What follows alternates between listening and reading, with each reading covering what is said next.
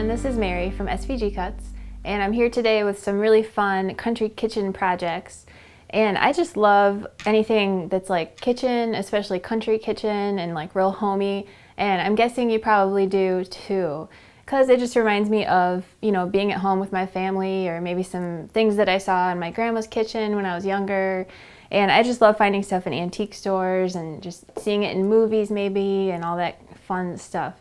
So first of all, we've got this really cute little vintage looking oven, which the top just comes right off, and I think it'd be perfect to stick a little stack of cookies or brownies in there, you know, maybe homemade. And you could adorn it with a little, like you could stamp something on a little like oval or something if you wanted to add to it. And you could even use maybe some fall paper here and make it like a Thanksgiving project, maybe like a thank you gift to take to someone's house for Thanksgiving or something like that. So we also have a cute little coffee pot here, which I designed kind of after this like antique French coffee pot that I found a photo of. And I think it's really cute. Mine's really busy because I've got this really busy paper and I've got all this stuff on the front of it, but you could give it a completely different look depending on the paper and the colors that you use. Like let's say it was just all one color down here, then you would really see these stripes here, these strips of paper that are going around the side. So I also finished it off with a cute little button on top, and I hot glued some ribbon around the edge of the lid. So that's really cute, and I think if you want to put something inside, a pound of coffee, you know, coffee beans or ground coffee for someone who loves coffee, which I know a million people who love coffee, including myself, so I think that could be a really fun gift, and it's pretty quick and pretty easy.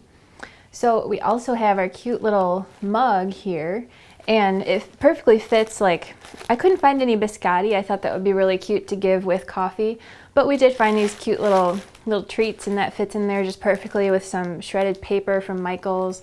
And I thought this was really pretty on the front. And the cool thing about this is that I went in and I zoomed in real close, and I went and I made sure there are no really sharp corners. So when your machine cuts it cuts out really smooth, even though it's a very intricate shape. So I like that about that. What's not to love about intricate shapes that cut well? So I also did the same thing with this card, which looks like a little menu. And if you wanted to, I think you could use where the navy blue is, you could use, you know, green or black. You could also use chalkboard paper, which DCWV, they have a stack of chalkboard paper, and I've also seen it sold by the sheet, like at Archivers maybe. So that's actually like real, you know, you could really write on it with chalk if you use chalkboard paper. And another nice thing about this is that it's real easy to place the white letters because there's another layer of the blue underneath it, and then a second layer of the blue underneath it to help you place it. So you'll be able to see exactly what I mean when you cut your pieces out. You know exactly where each little shape goes on here. Because even though I'm the one who drew it and designed it, it helps me to be able to place it in the right spot. So finally, we also have our little apron card. And I think this is really cute because you could leave off these little pockets and make it look just like a dress. So you could give it any kind of look depending on the paper and the colors that you use. Obviously I gave mine like a vintage country retro look. And the cool thing on the front here is that the front of the skirt is folded like an accordion fold, so it really pops out and adds a lot of nice dimension. So the paper that I used this time is by a company called Farmhouse Paper Company, and I've seen their paper around before, but I've never bought it until now, and I just couldn't resist this really pretty farmhouse paper. I just love this like tablecloth looking piece of paper here, and it was just perfect for what I had in mind for this. But of course, whatever you want to use is going to look awesome also. Super cute, and I loved working with it. So I've got all my pieces cut out to show you how these three-dimensional items go together. So let's get started. So let's start off with our oven here. And I'm going to start by putting together the bottom of the oven, which is incredibly simple. And if you want to, you can go ahead and put your little pieces on the front here. And the front is a little bit wider than the sides, so we can tell that that's the front. And I can go ahead and take my little pieces here. I went ahead and glued my vellum on the back of my oven door, And I want to start by putting the bottom pieces in place first, and then I'll be able to tell exactly where the other ones go. So it's going to go just like this on the front, and also some little metal pieces. So then to put our oven together on the bottom, we've got two pieces like the one I have in my hand here, and then we've got two rectangles, and one of the rectangles is a little bit smaller than the other one. So the larger of the two rectangles is going to go right onto the bottom once I finish gluing the sides together here. So then I can just flip this over, put glue on all four of these tabs, and take the larger of these two rectangles and glue that right on. Then to finish it off, I can flip it over and glue this one on the inside so it looks real nice. So now let's take a look at the top of our box. Now I've got these two pieces, which are the sides, and I went ahead and glued those panels on the side. And I've got some little decorative pieces here, which I'm going to save until the end because I could put them on now, but it's easier to see exactly where they go at the end. So if I take a look at this big piece here, I can see that this tab on the end is pretty large, and that is going to be in the back like this. So what I want to do is start gluing the side of the lid to these tabs here. And I can start off by putting this one tab here into place. It doesn't really matter what order you go in. I just decided to start on this side, but you can start really anywhere.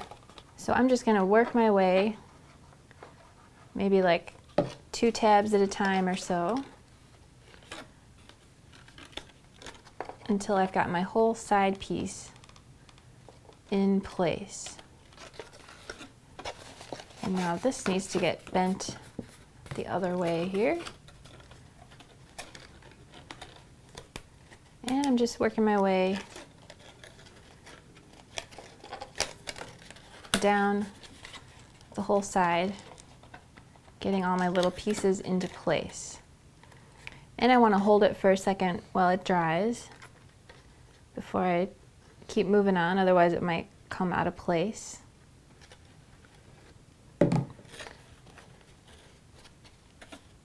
And obviously I'm just going to glue this last tab into place. And then I can go ahead and do the same exact thing on the other side. And then when that's all done, these tabs here just get glued under like this, which just adds some strength and stability to the whole lid. So let's pretend that my other side is on. I've just got these other sides glued underneath. Then I can go ahead and place my little panels in place, and you can really see exactly where they go when you just kind of eyeball it and just put them in place like this. And this guy goes right in the front. So next for our mug here, I've got 8 pieces that look like this, except one of the 8 pieces has 4 holes in it. So I'm going to start by gluing. It doesn't matter what order I glue them in, it's just take note that one of them has the 4 holes in it. And as you probably could guess, that is where the handle goes. So let's start by gluing these tabs into place here.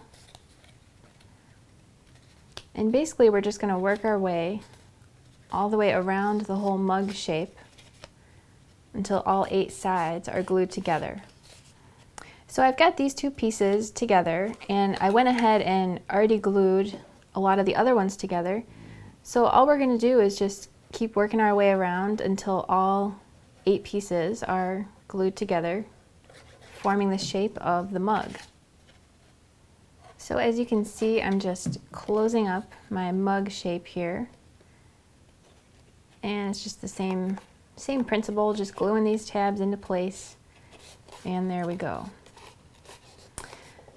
So now, before we put the bottom on, I want to take my one panel that has the 4 holes in it. There are 8 pieces that look just like this, except this is the only one that has the 4 holes. So we want this, obviously, to go on this side that has the holes in it. So first I want to just put just this one piece in place. And I'm just going to line it up on the bottom here. Make sure it's nice and straight along the bottom. And make sure the top is lined up and nice and straight too. So then I can go ahead and take my handle and put that in place with 4 brads. So you get the idea. I don't need to show you myself doing all 4 of those brads. So now I can flip it over, put glue on the whole entire bottom, and then take the larger of these 2 8-sided shapes and glue that on the bottom to finish it off. And then I can glue this smaller one on the inside to finish off the inside. Then finally, to finish off the inside even better, if you want, there's 8 of these pieces like this, and they just get glued all the way around the inside of your mug. So next, for our coffee pot here, I've got 2 large pieces that make up most of the coffee pot as well as the bottom, and then I've got my handle pieces and my spout pieces, which we'll put aside for now. So first of all, I just want to glue these 2 together using this long side tab. Either one, doesn't matter which one you start with here. And I've got that in place. So at this point, since it's flat, I think it's a little bit easier to go ahead and put our spout and our handle together. So I'm going to grab my handle here, which I've already decorated with these little patterned panels, and I just want to glue this together. And if you want to be cover more of the surface with your glue and be a little more careful, you can. I'm just kind of sticking it together real quick so you can see how it works. So then, obviously, this just goes right on here, lining up these holes. And I'm going to take my 4 brads and just put a brad in all 4 of those holes. So then your handle is attached. And next, I'm going to take my spout, and I'm only going to put glue on the top part up here. And I'm just going to glue that together. And then I'm going to take this and slide the 2 sides through. Well, actually, let's just start with one. So I've got one side slid through, and I can put glue on it and press that down. And then I can do the same thing with the other side of the spout. And I just want to make sure that's going all the way through there, and just glue it down from the inside. So now I can go ahead and close this baby up here with a nice line of glue. And this, even though it's a large project, it's really simple since all these sides are already together just like that. So then all I want to do now is just fold over all these bottom tabs, put a layer of glue on all of them, and put my bottom into place. So now let's take a look at the lid of our pot here. I've already gone ahead and glued together most of the lid, which is really easy. All I want to do is put glue on the side tabs of any of the pieces. They're all identical, so it doesn't matter which one you start with. And I just want to work my way up from the bottom to the top. And I'm just allowing the glue on the first tab to dry before I move on to the next one, and so on and so on. So I just want to do this to all of my lid pieces until I've got all of them glued together into the shape of the lid. So I went ahead and did the same thing all the way around, and then to finish it up I just used the same procedure there and just glued all those tabs together to form the top. So next all I want to do is put glue on all these little tabs up here and put this in place, and it looks really cute with a little button on at the end. And then I've got a bunch of these panel pieces, and all I want to do is put glue at the very bottom and at the top. That way it forms a nice curve since it's not all glued down. So I'm just making sure that it's lined up really nicely at the bottom, and I'm making sure that it's pretty much dry before I fold it over and line up the top. So just go ahead and do that all the way around and your lid is done. So there you have it, super fun projects for kitchen stuff, coffee lovers, anyone who cooks. I think you're going to have a lot of fun putting them together. So if you do, I would love to see pictures on our Facebook wall or on your blog, or pin them on Pinterest or on Instagram or really anywhere. So thanks for watching. I'll catch you next time, and happy crafting. Learn more by visiting www.svgcuts.com. Don't forget to like us on Facebook and watch all of our crafty videos on YouTube. It's a world of crafty content with you in the middle. SVGcuts.com, inspiring you to live creatively and beautifully.